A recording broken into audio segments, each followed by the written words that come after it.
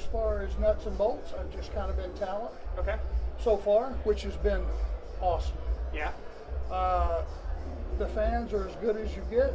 They are so in tune to the product. I'm just, Jesus Christ, guys, I'm 61 years old. To be able to even walk through the locker room with these kids and them even know who I am is pretty flattering. Yeah. To be honest with you. That's amazing. You mentioned working with the talent. Has there been any standout young talent that you've been surprised by? I'm just getting used to all those guys. I haven't had a chance to see them perform a lot. MJF, is that the right letters? Yeah, that's right. Is a real asshole. Now, I'm pretty good in the locker room about jousting. I'm pretty renowned about getting the last word pretty quickly. I don't know if I want to get in a verbal joust with that kid. He's a major league smartass. Oh, it's a tough go. Oh my God. You said some great things about Luke Harper in the past. What about him What about him stands out to you? And do you agree with the notion that he's underutilized in WWE? Well, and a lot of guys wonder why I pick out Luke. Luke Harper, guys, is about 6'4". He was about 300 pounds. He's trimmed down probably, I would say, to 250. His thought process before he goes to the ring, his planning, his ability to go out and whatever, if he has a lesser opponent, to be dominant. If he has an opponent of equal value, he knows how to get that guy over. He's a throwback to the days when a top heel knew what his job was, and his job was to feature the guy he was in the ring with and make him a star. Luke Harper is one of those guys, and he's big enough and he's rugged enough that he can make you believe anything he wants to. And I just think a guy like that has so much value because he's a big guy that doesn't work like a big guy, if that makes any sense. Arn, you talked about too on the panel here tonight, and then you talked about in an interview recently about being a shitheel and like how important that is for the business and stuff like that.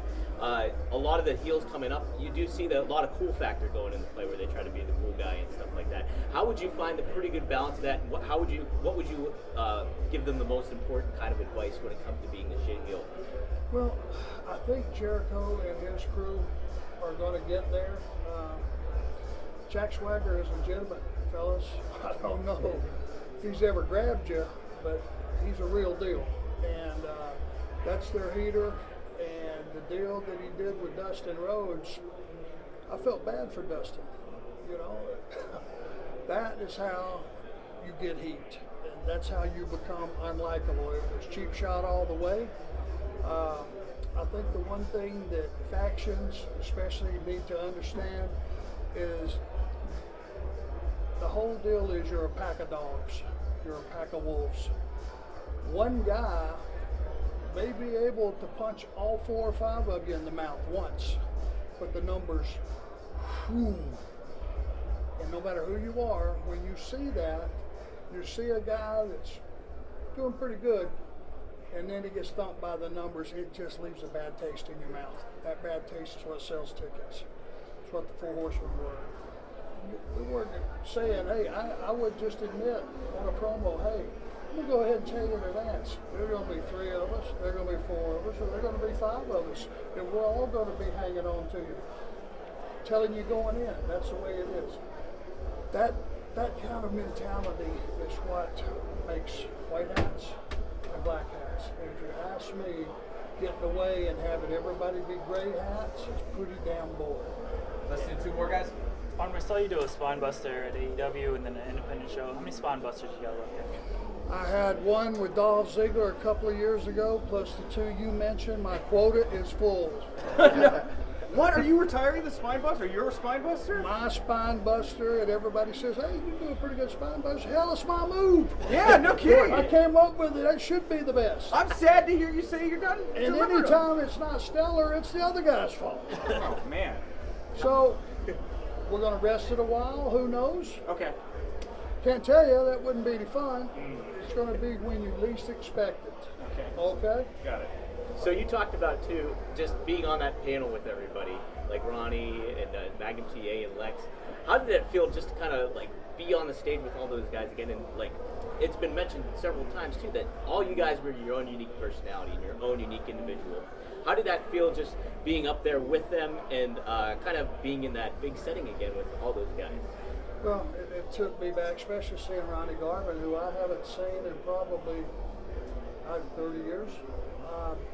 Magnum was going to be a huge star in the industry before he had his car wreck, guys. Make no mistake, he was heading that way. He wasn't far off.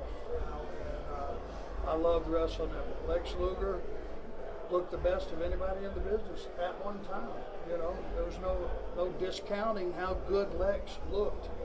And Lex had a hell of a run in this industry.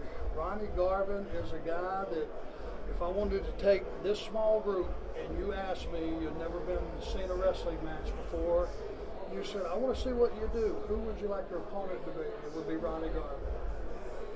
Because he would beat the ever-loving shit out of you. And if you didn't fight him back, he would eat you alive. So he taught me a lot about taking care of myself in the ring, how to be aggressive. Still might do my job as a heel, but be able to stand in there and trade with a badass. And Ronnie Garvin, make no mistake, don't go by his size. He was a badass. Probably is still a badass. Absolutely.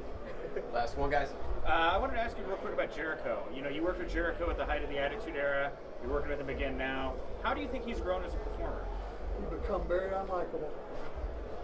Chris Jericho is a guy that has morphed into that lead heel, that champion deal, but he's not trying to be Luke Harper, or he's not trying to be Braun Strowman, or he's not trying to be Roman Reigns or AJ Styles. He's trying to be Chris Jericho, the bubbly, laying in the bathtub, fully dressed, all that stuff. It's perfect for Chris. Chris is now probably looking at what, 25 years in the business? Yeah. That close? He's learned something from everywhere he's been and everything he's done. And by surrounding himself with those two guys, LAX and Swagger. And Sammy Guevara. Sammy Guevara. Now, Sammy's a guy that we've left out, not by design. Let me tell you who Sammy is in my mind. And I have this thing that I look at somebody and I go, that's who he is, or that's who he could be. I got my family out on the deck. We're in Florida somewhere having dinner, and there's the 2 or 3 19-year-olds about 3 tables over that shouldn't be drinking because they're not old enough, and they're getting loud as hell and making me a nervous wreck. That's who Sammy is. Okay? Fair enough. And that translates into money if you utilize it. He shouldn't be an ass kicker. He should be a cheap shot artist and use all those skills, but use them from a defensive posture, not so much an offensive posture. Everybody get that? Oh, Yeah, I think so. Nothing worse than kicking a guy's knee out from under him when you're sitting on your ass begging him not to punch you in the mouth, for lack of a better example. So I think he's surrounded himself with a good crew of guys. They're going to do really, really well, and I'm excited for all the Chris's success and all those guys. Awesome, guys. Thank you, Arn.